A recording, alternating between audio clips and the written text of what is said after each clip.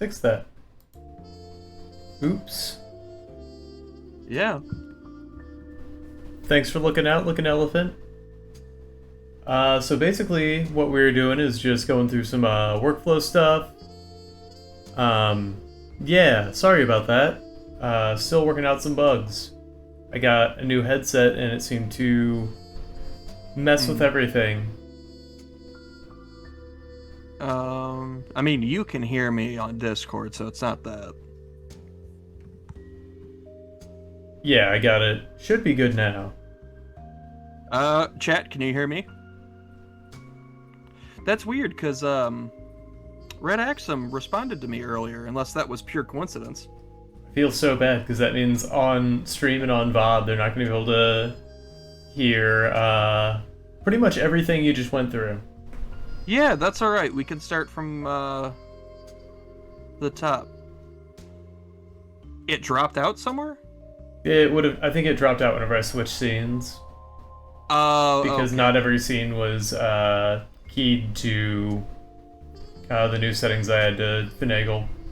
Well, as Kyra has provided, we can blame Stavy since he's at Walmart and Yeah. not here. Also, what are the odds?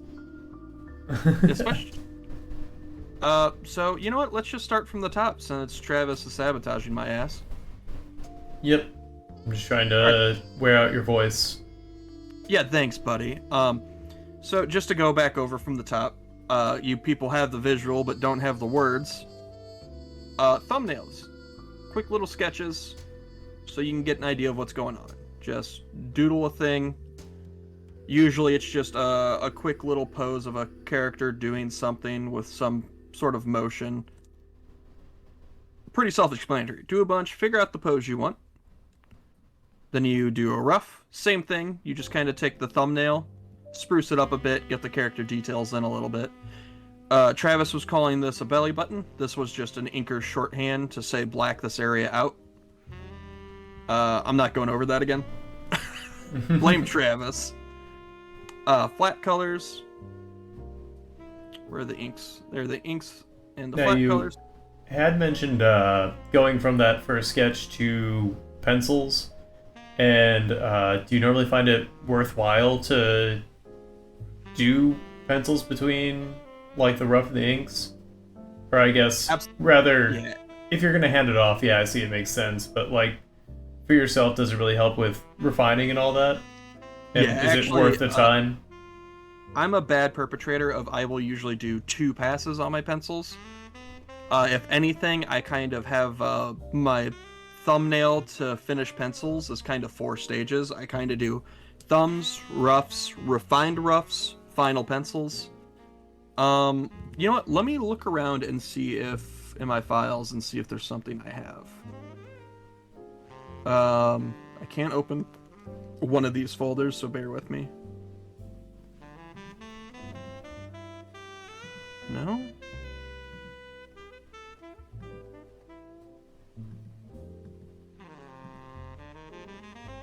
Do I really not have any of that on here?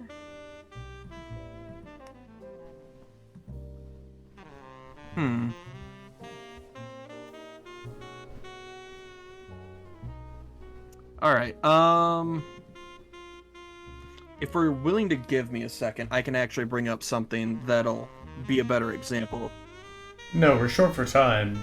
For no no one's yeah. Yeah, No one's fault, but no, go for it. Take all the time you need, man.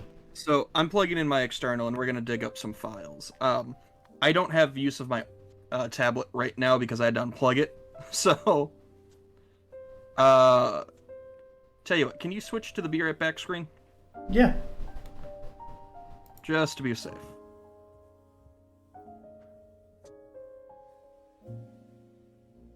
Cool, okay. External always takes a second, but I have lots of NDA shit on here, so I don't want that being shown. Do you have any questions while I'm navigating this?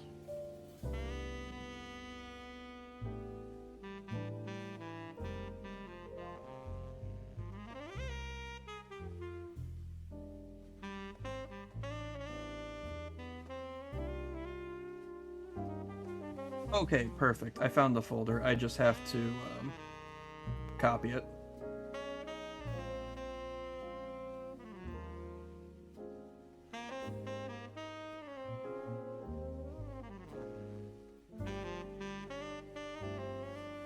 But yeah, so our whole explanation kind of got botched. So we'll finish going over the Eggman one, and then I think we'll just start over with a new one for people in the VOD. Let's call this the test run of the educational shit, because things went a little haywire on both of our ends.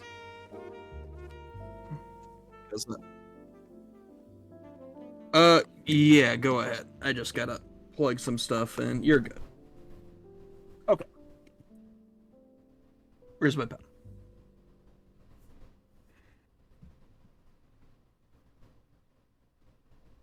All right, so let's open new file. Let's see what looks good. Do I have the... Let's open a couple of these, because I don't remember. It's been a long time since I've looked at these.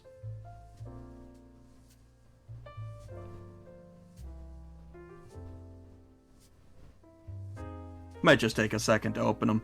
But these are some old comic book pages I was working on. A lot of these were part of my finals for my last year at college. But it's a pretty good view into how I did my process, I think. Especially because it's no color and it's just my pencil. So, let's see. The physical pages for these all look pretty different. But, man, some of this might be all over the place. Okay, so let's just start playing around with layers and see what I have.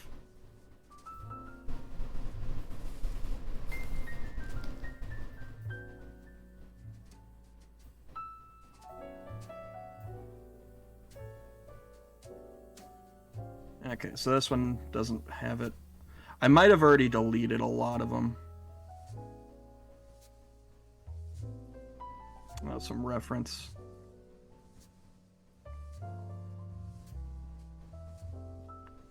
But yeah, you can kind of see how rough some of this starts off as here. Like, a lot of it right here is a great example of how a lot of my comic book panels would start. Extremely rough. Like, just a face, a hand. Hey, he's reaching for this. You can tell he's kind of wrapped in something. Sorry, I keep moving the canvas, but Clip Studio's lasso tool is a dirty bitch. But yeah, so you just get the kind of general idea of what's going on here. So like this, even this, like, this is a little completed for rough, but like here, like, you just get the idea, like, hey, this person's in a crowd. There's a character back here. Like, you can't even, these could be buildings, trees, it doesn't matter. Just, I've kind of blocked in the shape, which is more important for this stage. And then, I don't know if I have the further version over anymore on here. And then you can kind of see here where I get into like more of a rough stage where I figure out the pencils a little bit more. You can start to see the details of the character. And I think on this next page, yeah, you can start to see more of the finished pencils, gun aside. But you start to see more of the character. Like up here is just finished pencils. So you can kind of see the workflow as I go about it. What about this last page? Yeah, so like, here's early roughs of one of these. So, you know, not really too detail-oriented, like just enough to tell what's going on. There's a guy, there's a close-up of him, he's dropping down here. You can kind of get like... is that mostly Mega Man? It does kind of feel like it, doesn't it? Yeah. You just see, like, even right here, I literally just drew out the planes of the alleyway they're in and drew all three characters so you know where they are in relation to each other. Here, you don't, like, alone, you wouldn't even know what character this is. But all that was important was me getting that sense of motion down of, you know, boop, boop, of like, hey, he's leaping away. As long as it's clear he's diving, this is coming down, and she's back here, and that there's a ground plane. That's all I really needed for this rough. We know there's a character here pointing a gun. That's all you need. This one I probably should have put a down plane here to kind of help set up that, hey, this is a down shot. But I might have later. But yeah, so this is probably the only panel that needed a little bit more on the roughs. What else? Yeah, so unfortunately I don't think I have the whole of everything left. But yeah, so like this is a giant crowd scene. A lot of these little characters were like, think of like a Star Wars cantina bar. Like a lot of these guys got alien faces, weird poses. Some of them are just strange shapes. For this rough, I started editing some grayscale because I did the finals with markers in grayscale. Mm-hmm. So I started planning this out a little more. But like even her hand here is just like, that's enough for a rough. Yeah. And right here, instead of doing like an actual black shape. Sorry, there we go. Instead of doing this, you know, I just kind of left these shapes here, which is enough. But yeah, you can see like my ground plane lines, these little overhangs, and in the final version, these are all cleaned up a lot. Probably one of the only things I think I do that's not too common is making my borders really hard-edged like this. I've noticed a lot of people don't do this, and there's arguments for why and why not, but I prefer it. It helps me with clarity. Mm-hmm. But yeah, so normally would they draw them in with like just a thinner brush, or? For which part do you mean? For the borders. Oh, a lot of times they would, I've seen people put them in with low opacity. Some people don't put them in at all. Some people have it all in another layer where it's kind of like marked off like this with lines. And they don't actually have it physically in the file besides these guidelines. I've seen lots of different things. And I think this is one that's all up to preference. I personally like to do this, so it's extremely clear when things are going on. Gotcha. But yeah, so this is like on the this is probably overworked pencils kind of besides the last panel. So like here you can see some of the real rough stuff going on. This page is, you know, that's a decent rough. What else we got? This one was pretty finished pencils for a lot of it. And this one was like, this is probably the best example of what I think rough should look like. The only thing I would say needs to be added here is a good sense of value. So like, you know, it should go in and be like, hey, these buildings are going to be gray. You know, just to help tell you, like, figuring out the values ahead of time is a great idea. Like, because spotting out the blacks on this guy ahead of time so you know what's going to pop is a great idea. So like on this panel, if I wanted to go in and be like, hey, this background's going to be black to help separate the character, maybe go in, I can put some gray tones here and around places. You know, just that kind of planning really will help you figure out a good composition for your panels tonally. And it's something I learned about mostly after this, and it shows. But yeah, so like little stuff like this, even this loose will be like, hey, now I've got a plan for where to put my shadows. Doesn't matter if it's grayscale, color, whatever. Like even something this little is like, now I know my light direction of light. Now I know where my shadows are going to be. Like this alone will help so much more than this. Because now when you get to the inking stage or even the color, you have a solid idea of like, hey, this is where I'm going. Right. Where are we with Eggman? Do you have any other questions about this? I can see what else I have. I don't personally. Okay. Close these and we'll go back to. Let me see if I have anything else in this folder. I don't remember. Oh, here we go. The actual roughs. So you just saw most of these pages. Oh, perfect. And this is a page you probably can't even... maybe you can recognize it? I don't think I opened it, actually. I don't think that one was up there. But you can even see this little blurry thing back here is tracing paper my thumbnails were on. I straight up just scanned them in, moved them over with the rectangle tool, and then drew over them for a rough. So my workflow for comic pages usually goes that way. I'll do the very first iteration physically, bring them into Clip Studio, and move them around like this, and resize them, and figure out what I want. Now, would there be any advantage in starting off physically, or is it a personal choice? 100% personal preference.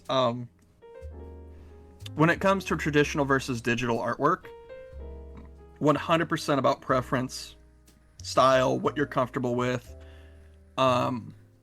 If you're doing it, I would say, you don't really need to add unneeded pressure to yourself when it's not like your job, but if you're doing it commercially, it's almost always about what's faster. But like, even here, actually, this is a good example. You can see this rough. That's why the rough stage is so important, because let me open this real quick. I'm gonna have to open one more page, so it's gonna be hopefully a decent payoff for me making you guys wait. So this was page 1 until this became page 1 all in itself. So this first panel became down here. My teacher pointed out I didn't have an establishing shot for where the character was. So at the beginning of the story, she's just running in a void. So we added a whole nother page where it's like, hey, this is where she is. And we kind of helped set up the, hey, she's running from something. Like, just kind of left a clear path. That's what this gap in the crowd is. And then we reworked that one panel to be more personal and a little more like panic on her face. Sets some tone to the scene. Yep. And then the whole rest of this page became the reworked second page, which worked even better because we got to put more of a focus on this guy. We got to give her a little more of a intro and helped with some of the storytelling problems I had around here too. Was this part of the original? It was. Okay. I really like this panel down here. But yeah, so I did have the roughs there, just in another folder. But yeah, this is what the first iteration of a lot of my comic pages look like. And this is kind of even true for my other stuff on the show. Do I have, is this just page 5? Yeah. So I think, yeah, this is exactly what was on page 5. At a certain point, I printed these all off physically and light boxed them, so that's why the rest of it's not on here. Gotcha. It was, I had to do a lot of weird juggling, because that was technically my final across 3 different classes. Because I wanted to do one big story. Gotcha. Anyway, back to Eggy.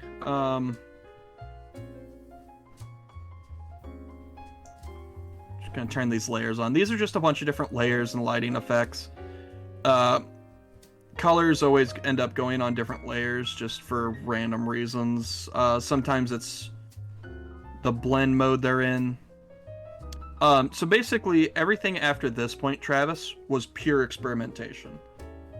Just trying things out, seeing where they land, and throwing them all together. And that's how we got here.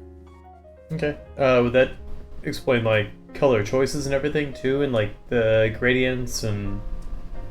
A lot of it just has to do with light and shadow and figuring stuff out. I mean, the really basic rule I used on this one was the yellows and reds on Eggman. Why didn't you grab, sir?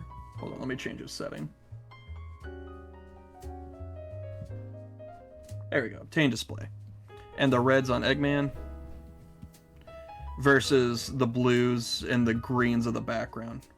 Okay, because I noticed you added some yellow like light into the sky, but then kind of blued out some of the hills.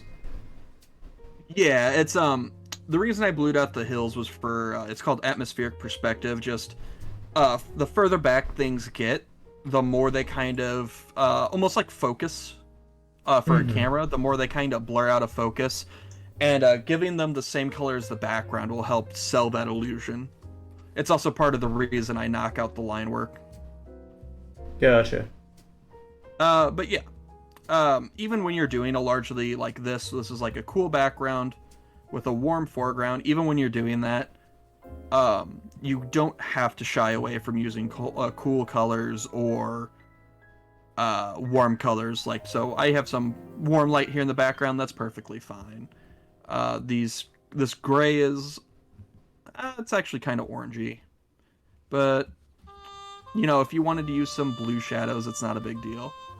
And you know, grays and browns are mostly neutral. You can use them wherever.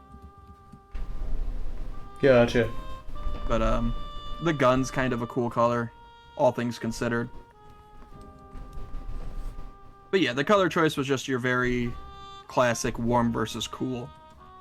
Mostly because Eggman's colors were already established, so I just did a cool background because cool colors tend to recede, and it really helps with pushing Eggman forward. Even without this very, very in-your-face white border, which is actually like a light blue. Yeah. So it doesn't detract from him at all, but it does help him pop against the background. Yeah, I mean, this isn't really the best example of how to go about choosing colors. We could do a whole stream about that in Photoshop one day if you want. Yeah.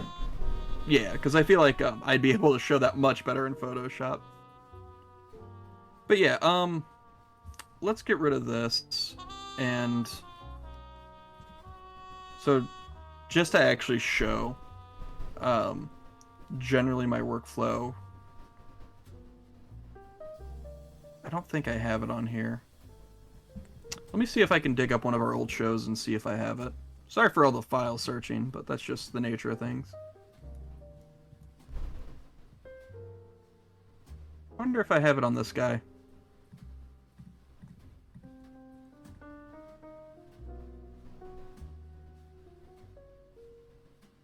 So normally I label all my layers, but on 10 Paces we're kind of strapped for time. Okay, so here's my sketch. And I think I did this one tonally. So I did the sketch. I gave him a base, like, gray tone. I started adding in some layers. That was some glow. And I think after this, I popped in the background, which is just random shapes and tones, not really much planning there. Right. And after that, I did, I believe it was an overlay. Yeah, I just did color overlays. So, I mean, it's always just one step upon the other, but the big thing is usually you start with the simple sketch. You add in either flat color or flat gray tone. You start adding in that like dimensionality with the tones or the colors. And in this case, since it was gray tone, I put color over that.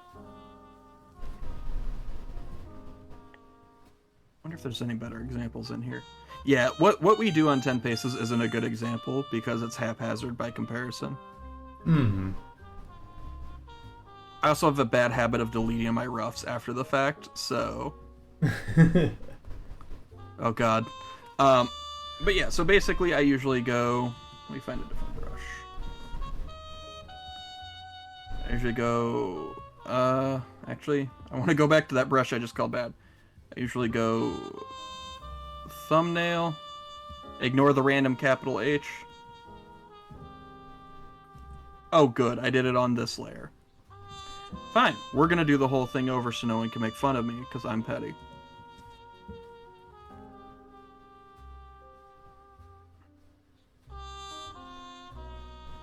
So normally I do thumbnails to roughs to pencils, inks, flat color, rendering, and then usually after that there's like some sort of special effects and colors or tweaking, which this could be anything from like special lighting, the halftone I like to use sometimes on the show, glare, really bright highlights, that kind of stuff. And a lot of these get blurred. Like these two can always be combined. Sometimes it's these two that get combined. And depending on your style, a lot of time, all four of these get combined. And same thing, some people don't use flat color. Some people flat color and render at the same time. Some people render and do their special effects at the same time. Some people just paint all in one layer. So everyone's process is a little bit different. I would say it's really kind of a big intersection between these three sections. Normally, let me get a different color for this. Normally you have your figuring stuff out phase, your locking it in phase here, and then I guess like you're putting your spice on top, your bells and whistles is right here. And this can kind of be interchanged with like tonal stuff, like black and white. So, God, that W was atrocious. But I would say these are generally your three overarching beats, no matter like, because for me, there's technically a little fifth spot here where it's Dakota's dumbass phase. So, you know, I have an extra step here because I'm weird. And I like to really work on my roughs. So, I mean, and all of these stages can be different stuff for different people. Because some people's inking might include tones. Some people's inking might be just using a pencil tool and black. Some people's inking might just be an underpainting. It all depends on what you're working on, your style. So it's a really hard question to answer, but I think, let me make this a little more even. As long as you hit these three big beats of, and not Dwight beats from The Office, like, you know, these three kind of points, I think you'll be fine. So you kind of got your, you know, like I said, figuring stuff out, locking it in with line work or tonality, and then finishing it off with rendering, kind of giving it the shape. So. Okay. Yeah, and that's the problem with processes. Everyone's different, because I've seen people do 90% this or ignore it. I've seen people go straight to ink, which is uncommon. Some people start with flat color in their roughs and thumbnails. It's always different. And with art, the best way is always to figure it out yourself and try to explore. Like, for a long time, I was trying to do a lot of it physical without any kind of digital assistance, and that made things really tough. Like, my roughs were suffering. But once I got used to incorporating Clip Studio, I was able to kind of go in and like assemble my comic pages. And this is a little specific to comics, but I was able to go in and move stuff around and be like, oh, okay, this doesn't work. Let's, you know, shrink it down, move it up here. Oh, these panels are better off as, you know, fucking God, I hate that sometimes. Sorry. That panel sucks. Let's combine it as one thing. And, you know, once it was digital and I could just swap all these things around, it became a lot easier of a workflow. It took me like a full year to figure that out. Mm-hmm.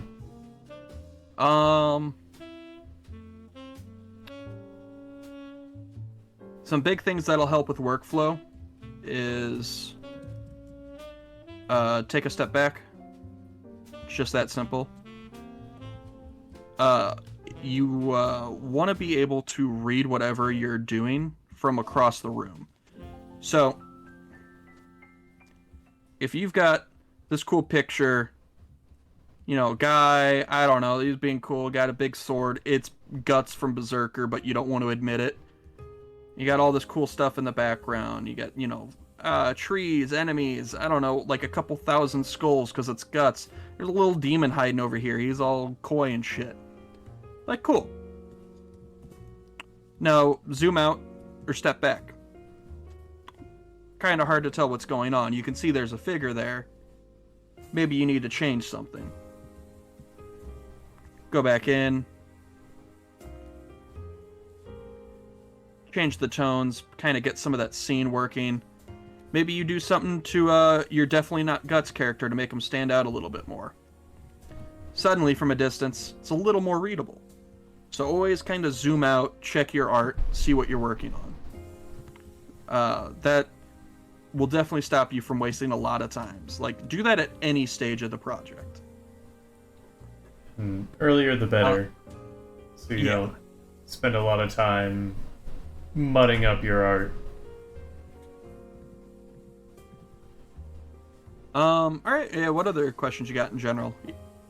No, a lot of that was really insightful. I think I need to work more on thumbnailing and just gesturing to really get my composition worked out before I get too, I don't know, granular with it. Let's bring my roughs back up and see if that brings in some more questions then. We'll save this and close you two for now. Something personally that's been really helpful from tonight that I really need to, focus in on. So let's actually, this may be of use to you. I'm going to open up the JPEGs I have. Why do I only have it for some? Never mind, we're opening up the Photoshop files. This might take a second. But we're going to open these up and, some of the thought process, some of the pitfalls I was doing. One of the teachers that helped me out with this, Jan Dersma, really showed me a lot of cool tricks. And, we basically every week came back and made these pages a little more difficult. But she taught me a lot of really cool stuff that really helps, not just with storytelling, but with really anything, where it's like, hey, this could be better. That's a big part of, I feel, having the industrialized process to it, is that there are multiple steps along the way at which something can improve. There's QC the entire, way along.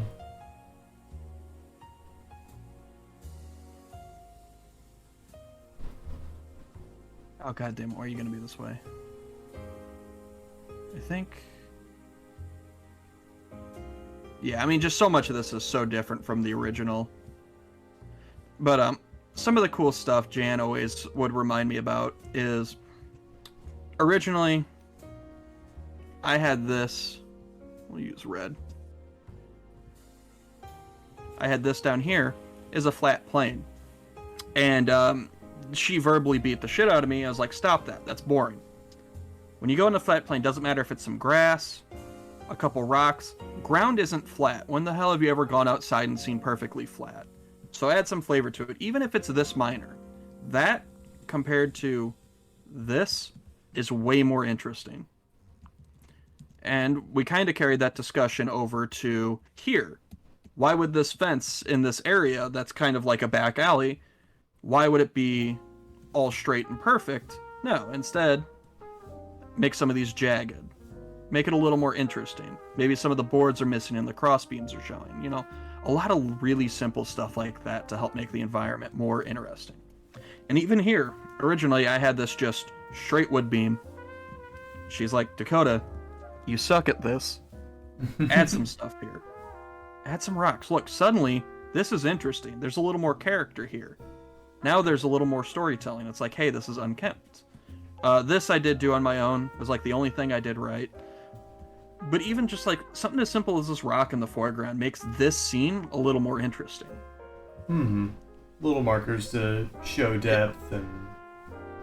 Yeah, and other stuff like hair is such a good tool for anything storytelling wise, just to have like a sense of movement. And even her like skirt down here, just anything to show movement will make anything more interesting.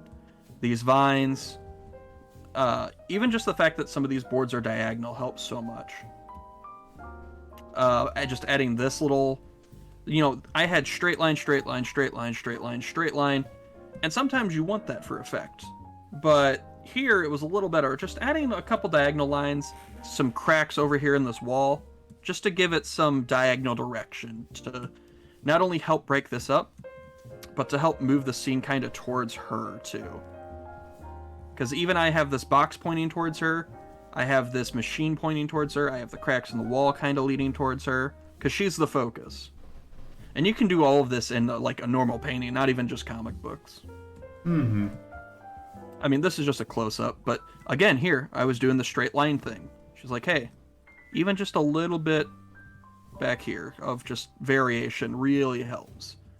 And what I should have done on the stop line is actually made the wood just a little bit jagged.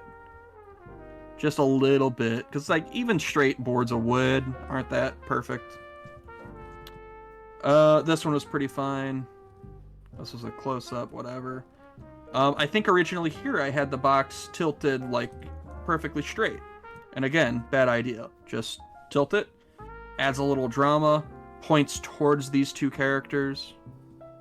I had random smoke from the scene. Smoke, rain, fire, smog, any kind of environmental thing you can use to add a sense of motion. What I really should have done was had it go behind the character like this to help push him forward. Mm-hmm. But like just a little bit of smoke here to help separate. So, and it solves a couple problems. Helps focus, kind of helps frame these two.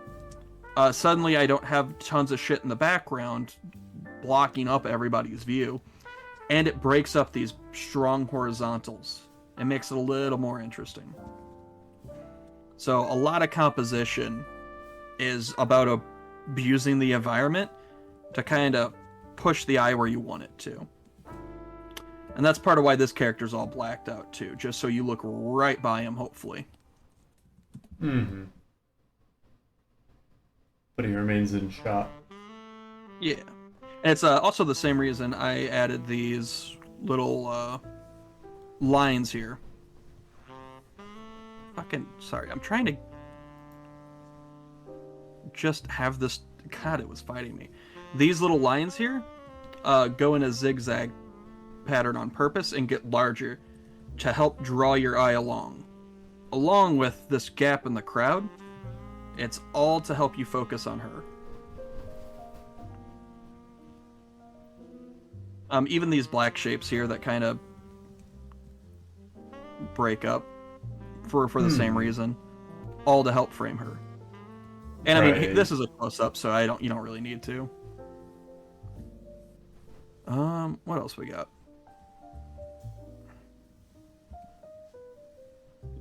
This is all pretty self-explanatory.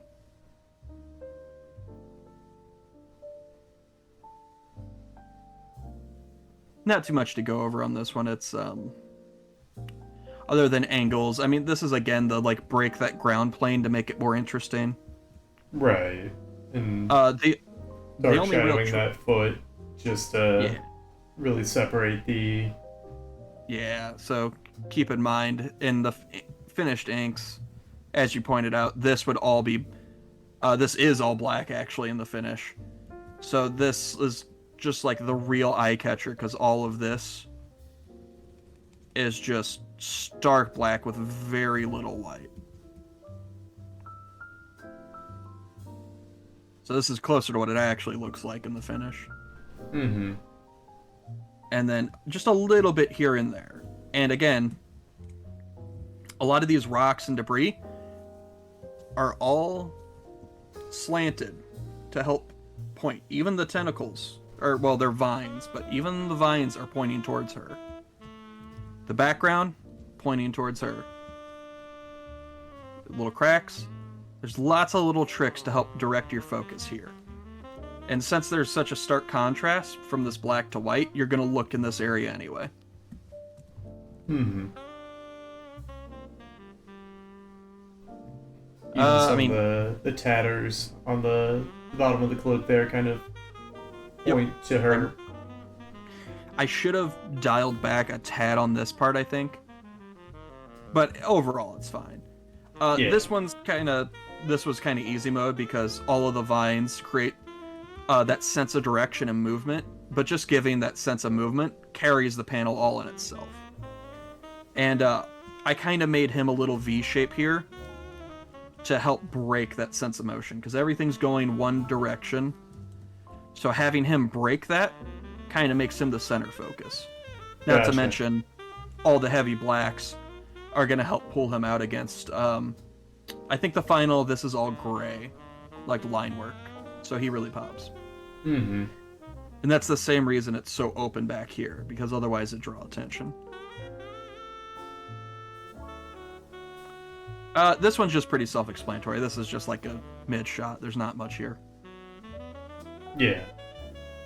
Sorry, let me change songs. I got some fucking live recording. Fuck out of here. There we go. But yeah, these are still pretty rough, and I think these changed too. So let me find... I mean, yeah, so you can see how rough, especially this over here, compared to what it ended up looking like, even for the pencils, which was... Where? There we go.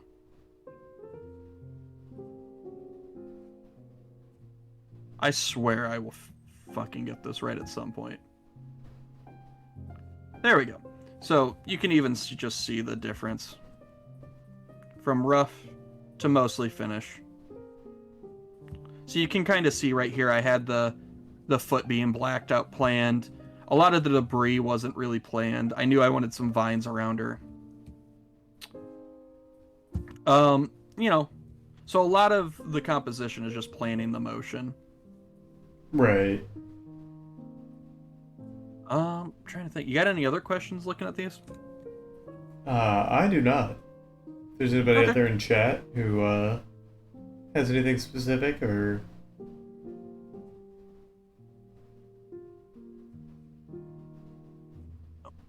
You have any other questions in general? Not at the moment, no. All right. You want me to go over anything else, or do you just kind of want to call it here?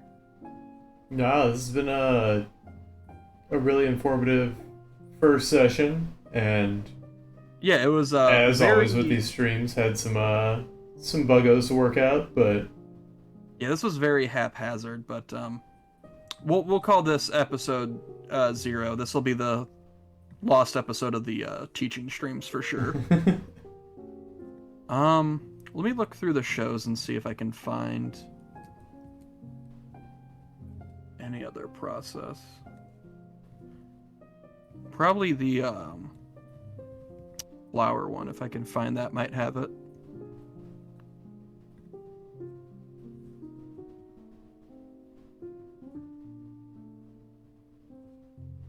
No. Okay. Hold on, I had another file for that. yeah, I was gonna say there was the Redux. Where is that?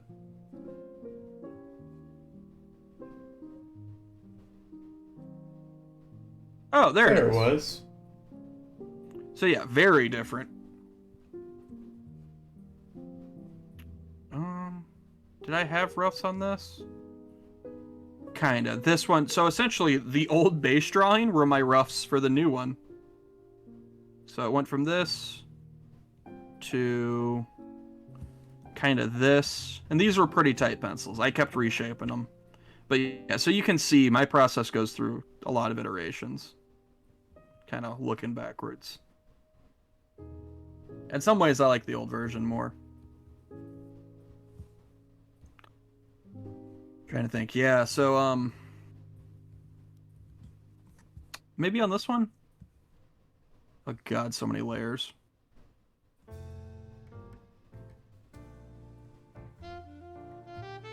Oh, looks like maybe we have something here. Okay, yeah, perfect. You can actually see my thumbnail on this one. This was actually the thumbnail that was used. So as you can see, like, very rough. I basically just have collarbone, where the neck slots in, general head shape, some eyes, nose, and a little bit of the torso and shoulders.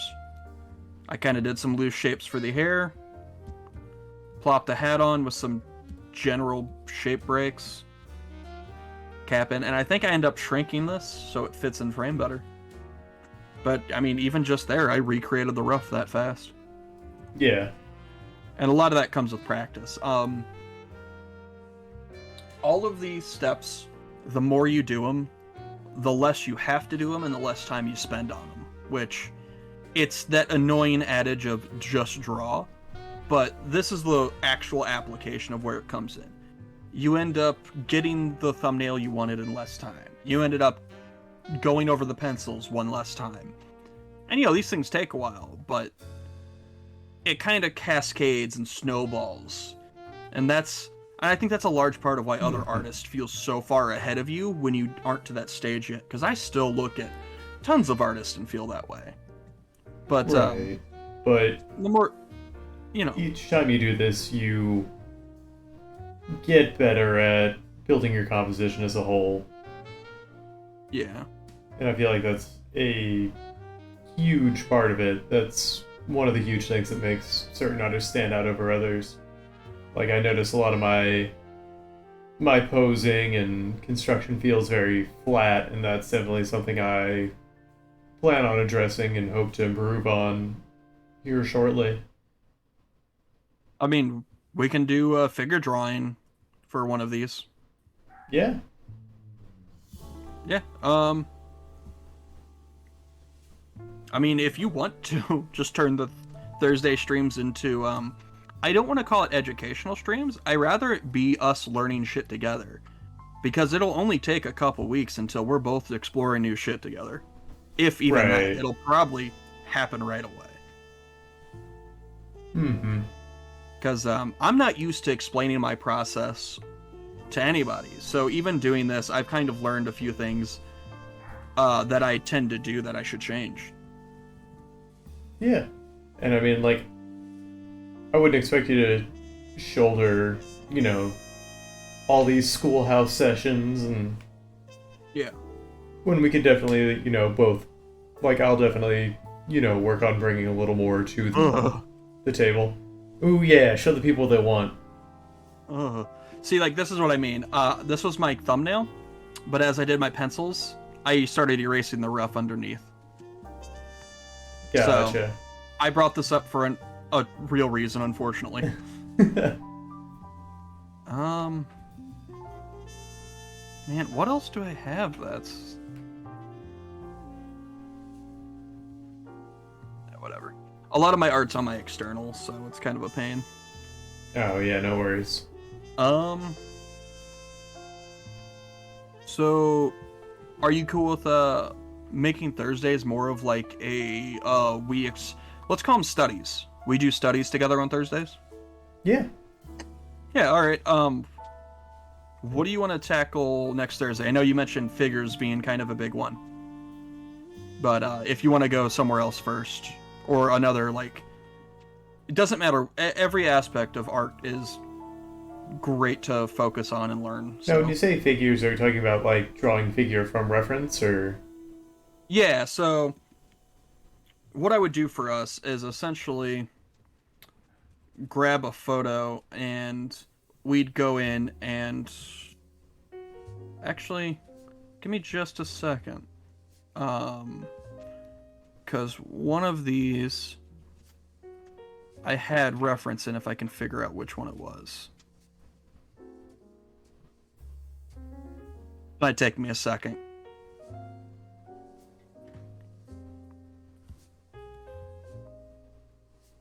Alright.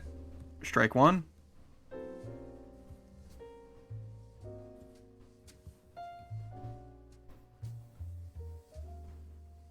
Strike two. would we be doing? Just kind of like gestures of the reference image, or full Uh, on, trying to figure sketch? damn. So I had references. I think a good between of all of that would be the right way to go, and I'll show you what I mean once I find this goddamn folder.